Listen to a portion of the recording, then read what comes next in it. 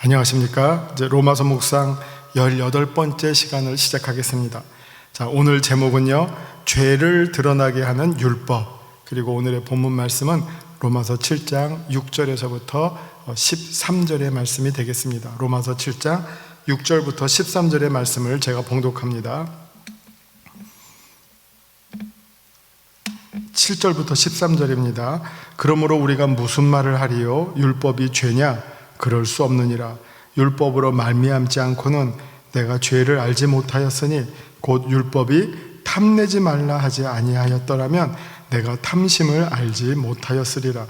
그러므로 죄가 기회를 타서 계명으로 말미암아 내 속에서 온갖 탐심을 이루었나니 이는 율법이 없으면 죄가 죽은 것임이라. 전에 율법을 깨닫지 못할 때에는 내가 살았더니 계명이 이름에 죄는 살아나고 나는 죽었도다. 생명에 이르게 할 그 계명이 내게 대하여 도리어 사망에 이르게 하는 것이 되었도다. 죄가 기회를 타서 계명으로 말미암아 나를 속이고 그것으로 나를 죽였는지라. 이로 보건대 율법은 거룩하고 계명도 거룩하고 의로우며 선하도다. 그런즉 선한 것이 내게 사망이 되었느냐? 그럴 수 없느니라. 오직 죄가 죄로 드러나기 위하여 선한 그것으로 말미암아 나를 죽게 만들었으니 이는 계명으로 말미암아 죄로 심히 죄 되게 하려 함이라. 아멘. 먼저 말씀 요점을 한번 보고요, 그 다음에 우리 본문을 살펴보도록 합니다. 말씀 요점입니다. 만일 율법이 더 이상 필요하지 않다면 우리에게 그 율법의 유익한 점은 무엇일까? 바울은 이 질문에 답합니다.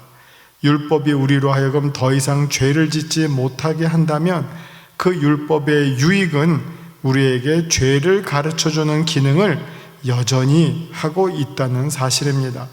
그래서 바울은 율법이 거룩하고 의롭고 선하다고도 합니다.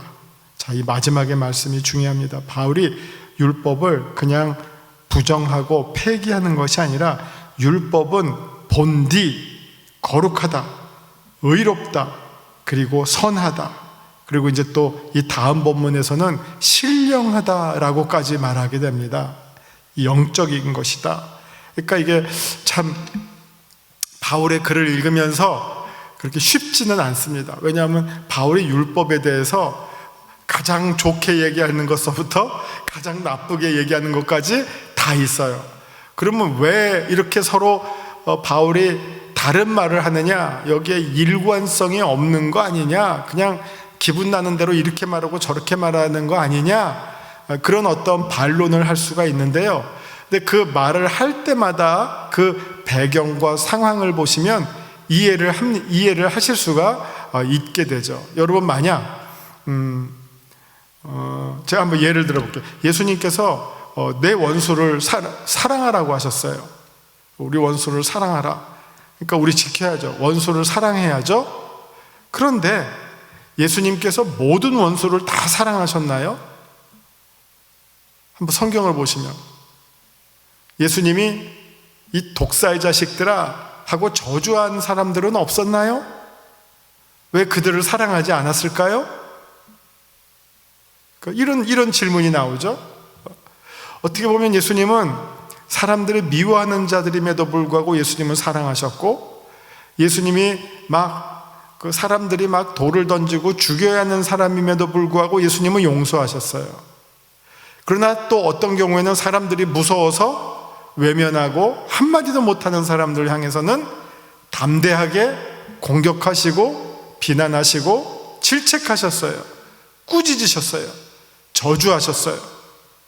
우리가 너무 예수님의 어떤 한 말씀, 한 행동, 한 장면만 보고 마치 그것이 예수님의 전부인 것처럼 받아들이고 적용을 한다면 그것은 성경을 그리고 예수님을 잘못 이해하는 것이라고 생각이 됩니다. 왜 예수님께서 용서하시고 품으셨느냐? 우리 그거를 잘 기억해야 되겠죠? 반대로 왜 예수님께서 용감하게 공격하시고 비난하시고 꾸짖으셨나? 그것도 우리가 또 잘 봐야 되겠습니다.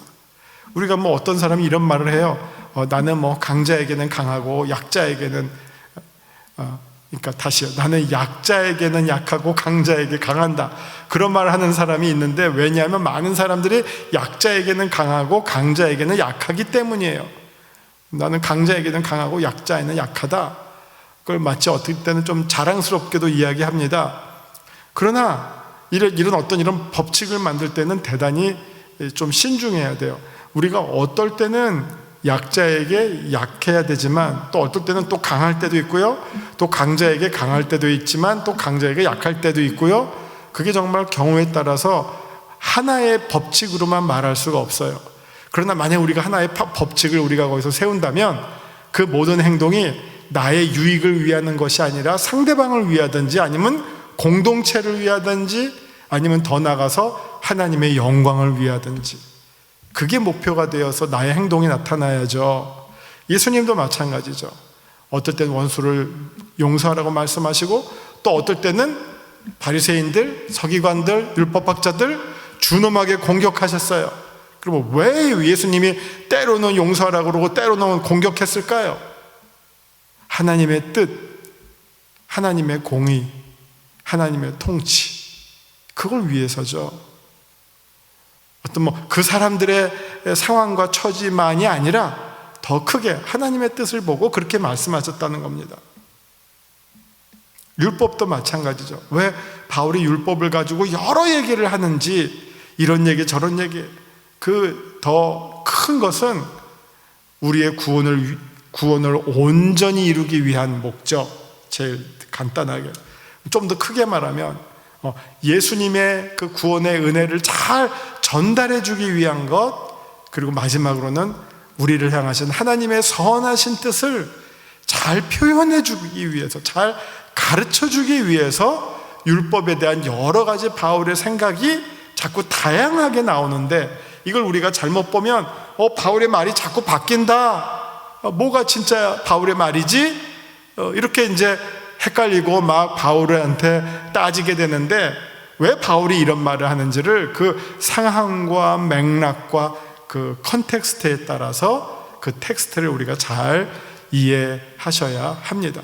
자, 이제 오늘의 맥락은, 오늘의 이 요점은 율법에게 어떤 좋은 기능이 있어요. 그 기능은 우리로 하여금 죄를 깨닫게 해주는 기능이다. 자, 어떻게 바울이 이것을 말하는지를 한번 본문을 보시면서 한번 풀어나가 보도록 하죠.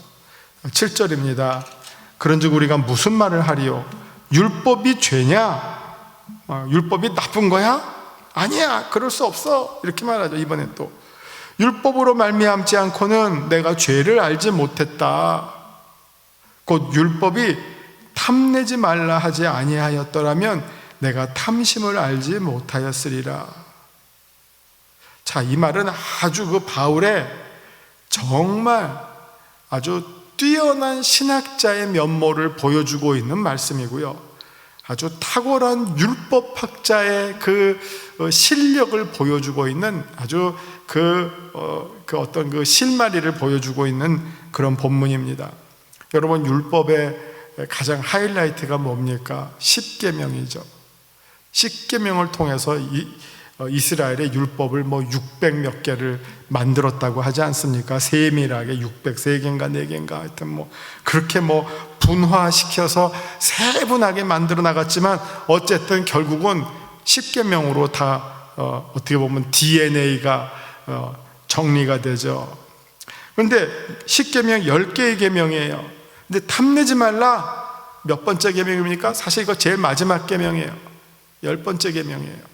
근데 특이한 것은 하나부터 9가지의 계명은 그 계명으로 나타나는 그 결과가 모두 인간의 겉으로 드러나는 행동이에요. 효도, 도둑질, 간음, 안식일 지키는 거, 하나님의 이름을 거룩히 지키고 이름을 망령되 일컫지 않는 거, 우상 섬기지 않는 거, 이거 다 겉으로 드러나는 행동이에요. 탐심은요, 도둑질은 겉으로 드러나지만 탐심은 마음 안에서 이루어지는 거예요. 마음의 움직임이에요. 마음의 성향이에요. 어떻게 보면 겉으로 일어나는 행동의 원인이 되고, 어떻게 보면 그것을 움직이는 진짜 핵심이죠. 모든 게 탐심으로부터 나오는 거 아닙니까? 거짓말, 도둑질, 간음, 다 탐심으로부터 시작이 되는 거죠. 그 마음에 어떤 범하고 싶은 욕심이 생긴 거죠. 질서를 깨고자, 뛰어넘고자 하는, 그 경계를 뛰어넘고자 하는 나쁜 마음이 생기는 게 탐심이죠. 그런데 특이한 것은 이 탐심은 겉으로는 일단 감추어져 있어요. 제 속에 어떤 탐심이 있는지 누가 압니까? 하나님만 아시죠. 사람들은 모르죠. 제가 그냥 할렐루야 그냥 환하게 웃어주면서 인사하면 제 속에 어떤 악한 마음이 있는지를 사실 우리도 서로 모르지 않습니까? 속기도 하고요, 많이 속기도 하고요. 저 사람이 그런 사람이었어? 그러죠. 입으로 얼마나 좋은 말, 은혜로운 말, 아무리 한다 하더라도 그 속에 욕심이 자리 잡고 있고 탐심이 감추어져 있다고 하는 사실을 누가 알 수 있어요. 그래서 우리 속담에도 10길 물속은 알아도 한 길 30cm짜리 사람의 마음은 모른다 하지 않습니까? 그런데 바울이 여기서 딱 집어내는 것이 탐심이 있어요. 자, 십계명의 제일 마지막은 탐심을 말한다. 내 속에서 온갖 탐심을 이루었어요, 죄가. 그런데 율법이 뭐라고 하죠? 내 이웃의, 내 아내, 내 이웃의 것을 탐하지 마라. 그 계명이 없었다면 내가 탐심이 죄이었을 줄을 몰랐을 것이다. 바울이 이거를 꼭 집어서 얘기해요. 나 도둑질 안 했는데, 나 간음하지 않았는데, 나 안식일 잘 지켰는데, 그래서 나 율법 다 지켰는데 라고 말하는 그 사람들에 대해서 너의 마음에 탐심이 작동하고 있지 않느냐? 꾸짖죠. 무엇을 통해서? 율법을 통해서 꾸짖는 말씀입니다. 10절, 생명에 이르게 할 그 계명이 내게 대하여 도리어 사망에 이르게 하는 것이 되었도다. 자, 탐심을 알게 했지만, 탐심을 내가 깨닫게 했지만 그 율법 때문에 탐심이 사라지지는 않는 거예요. 오히려 더 죄를 짓고 싶은 마음이 일어나요. 참 이게 율법이 이상한 거죠. 이상하게 여러분 주변에 그런 말 많이 듣지 않습니까? 하지 말라 그러면 더 해보고 싶잖아요. 우리 애도 야 이거 하지 마 하면 애가 몰래 가서 그걸 한 번 더 하지 않습니까? 잔디밭에 들어가지 마십시오. 그러면 더 들어가고 싶은 게 이게 사람들의 마음이에요. 그게 사람들의 죄성이에요.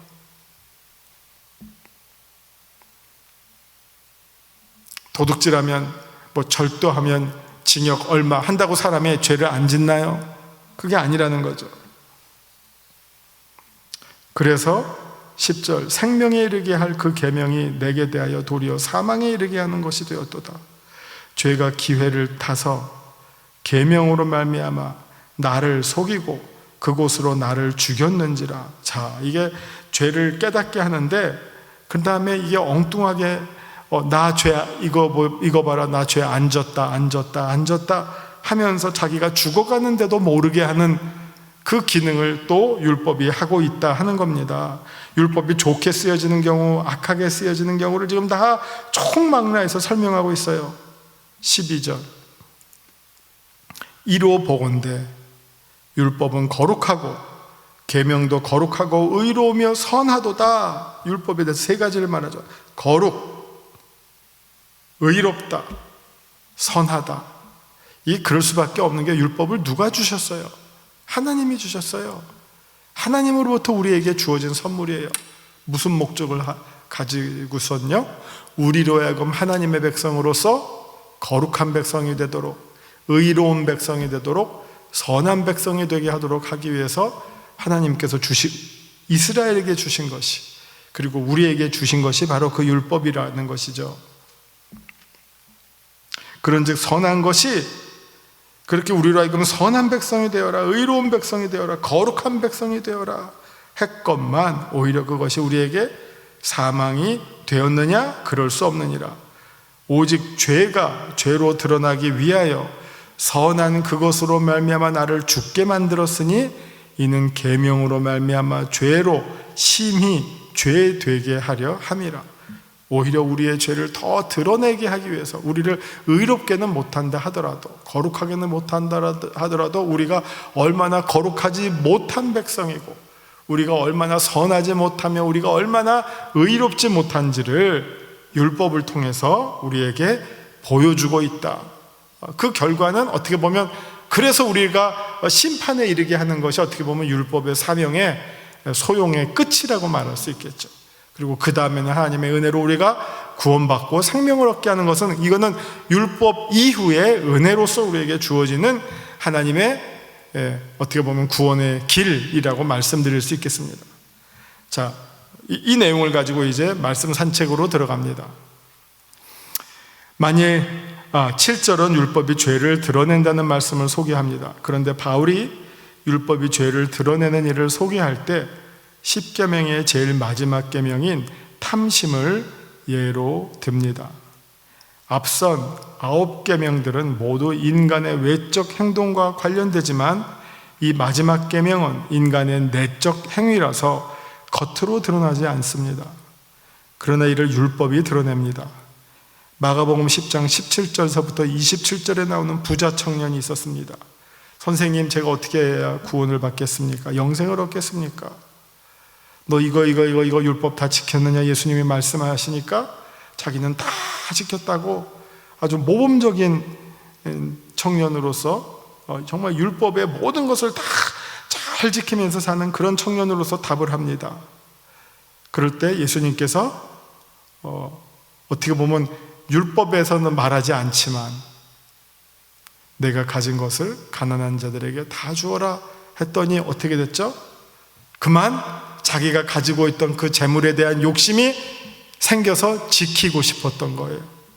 주기가 싫었던 거예요. 그래서 그 청년이 재물이 많은 고로, 이 말은 자기의 욕심 때문에 근심하며 예수님을 떠나갔다 하죠. 영생을 얻는 그 결과로 끝나는 것이 아니라 영생을 얻지 못하고 오히려 잃고, 무엇 때문에요?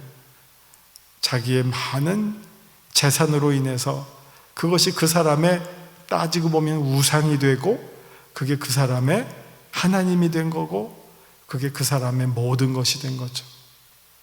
그래서 그는 그것을 버릴 수가 없었던 것이죠. 그게 바로 성경이 말하는 우상 숭배고, 그게 바로 성경이 말하는 탐심인 것이고, 그게 바로 성경이 말하는 도둑질하지 말라는 것을 어기는 것이 됐던 것이죠. 그 청년이 그것을 보여주는 거예요. 뭐 겉으로 이게 어떻게 보면 법이라고 하는 것은 겉으로 드러난 결과만 가지고 하죠. 뭐 누구를 죽였어요, 누구를 속였어요, 누구를 마음으로 미워한 거 가지고 법으로 벌은 안 받죠. 미움이 뭔가 어떤 동기가 돼서 어떤 행동을 했어요. 그러면 그 행동 때문에 처벌을 줄 수 있는 게 다 법의 정신인데, 율법도 사람들이 다 그렇게 이해를 해요. 그럴 때 바울은 탐심이라고 하는 것을 예를 들면서 우리의 속마음에서 이루어지고 있는 죄의 모습들, 그것을 고발하고 있습니다. 8절과 9절. 그런데 율법은 또한 죄를 드러내는 것만이 아니라 죄를 일으키기도 합니다. 마치 자석이 쇠 부스러기를 당겨오듯이 우리의 죄된 본성은 율법의 작동으로 죄를 일으킵니다. 무엇을 하지 말라는 명령을 보면 괜히 더 해보고 싶은 마음이 들기도 합니다. 아예 금지 명령을 모르는 채로 넘어갈 일인데, 오히려 금지 명령을 통해 하고 싶은 호기심이 더 일어나게 됩니다. 그래서 죄는 살아나고 나는 죽었다라고 말합니다. 여러분, 창세기 3장 하나님이 먹지 말라고 했죠. 그러나 그 열매를 보는 아담과 하와의 눈에는 그 열매는 너무 먹음직스럽게, 보암직스럽게 보였죠. 하지 말라고 하신 하나님의 명령은 사라지고 하고 싶은 마음이 오히려 더 자라났습니다. 그 결과 선을 넘었죠. 율법을 어기고 하나님의 명령을 어기고 살아나는 것이 아니라 죽음이 우리를 지배하게 되었던 것입니다. 율법주의자들이 율법에 따라 살고자 노력하면 할수록 율법은 오히려 죄를 더 일으키고 더 많은 문제를 일으키는 것을 깨닫게 됩니다. 율법은 우리에게 죄를 보여줄 뿐이지 생명을 가져다 주지는 못합니다. 율법주의자들이 성령의 열매를 맺지 못하는 이유가 여기에 있습니다. 오히려 정죄 신학이 지배합니다. 이 교회 안에서 막 뭐 따지고 이거 지켜야 된다 이거를 막 강조하는 사람의 눈에는 모든 사람들이 다 못마땅하게 보이죠. 왜 저렇게 할까? 왜 저렇게 할까? 저거 하면 안 되는데. 그래서 이게 우리가 신학적으로 말하면 정죄 신학이라고 말하죠. 그러니까 뭐든지 하면 다 죄만 가리키는 거죠. 참 힘들죠. 그렇게 되면 아무도 그 사람 가까이 가지 않으려고 하고 아무도 그 사람과 같이 일하려고 하지 않습니다. 그래서 이제 그러니까 이 교회 안에 그러니까 바울의 말처럼 두 모습이 있는 거예요. 어떤 사람은 율법을 강조해서 정죄 신학, 그리고 맨날 이거 요즘 애들 말로는 꼰대질이라고 하죠. 계속 잔소리만 합니다. 근데 또 반대로 어떤 사람들은 또 어떻게 합니까? 모든 게 다 은혜라고 하면서 무조건 다 덮기만 해요. 우리 은혜로 합시다라는 말은 막 하자는 거예요. 원칙과 어떤 규칙과 질서 없이 막 하자라고 하는 것을 은혜스럽게 하자. 이런 식으로 또 일방적으로 이야기하죠. 이 두 양극단 이 사이에서 바울이 지금 조절을 하고 있는 거죠. 균형을 맞추도록 노력하고 있는 겁니다. 12절 13절 계명은 죄를 더 죄가 되게 만듭니다. 많은 그리스도인이 죄의 진정한 본성을 잘 알지를 못합니다. 단지 실수나 연약함 정도로 말하지만 하나님은 죄가 얼마나 악한지 꿰뚫어 보십니다. 13절에서의 바울의 논쟁은 탁월합니다. 율법은 거룩하고 의롭고 선하기까지 합니다. 그러다 율법은 죄를 드러냅니다. 그리고 율법은 죄를 일으키기도 합니다. 율법은 죄를 사용해서 우리를 죽이려고 합니다. 너 죄 졌지? 이거죠. 고발을 하죠.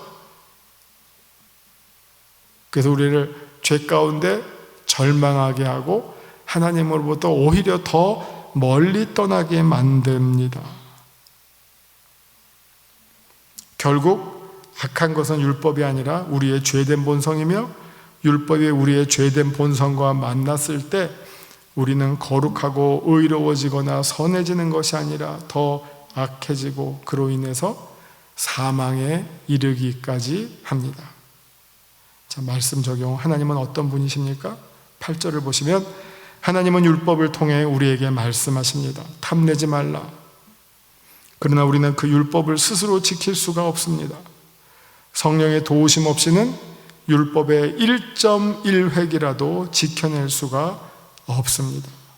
그래서 우리에게 정말 필요한 것은 율법의 1.1획이 아니라 그것을 우리로 하여금 지켜낼 수 있도록 하는, 이게 어떻게 율법의 그 글자를 지켜낸다는 것보다도요, 하나님의 그 선하시고 기뻐하시고 온전하신 뜻이 무엇인지를 분별하면서 살도록 하게끔 하는 성령의 감화 감동, 성령의 인도하심이 우리에게 필요하다는 말씀입니다. 내게 주시는 교훈은 무엇입니까? 9절의 말씀, 계명에 이르되 죄는 살아나고 나는 죽었도다. 즉 율법을 잘못 사용하면 사람을 죽일 수 있는 무기가 됩니다.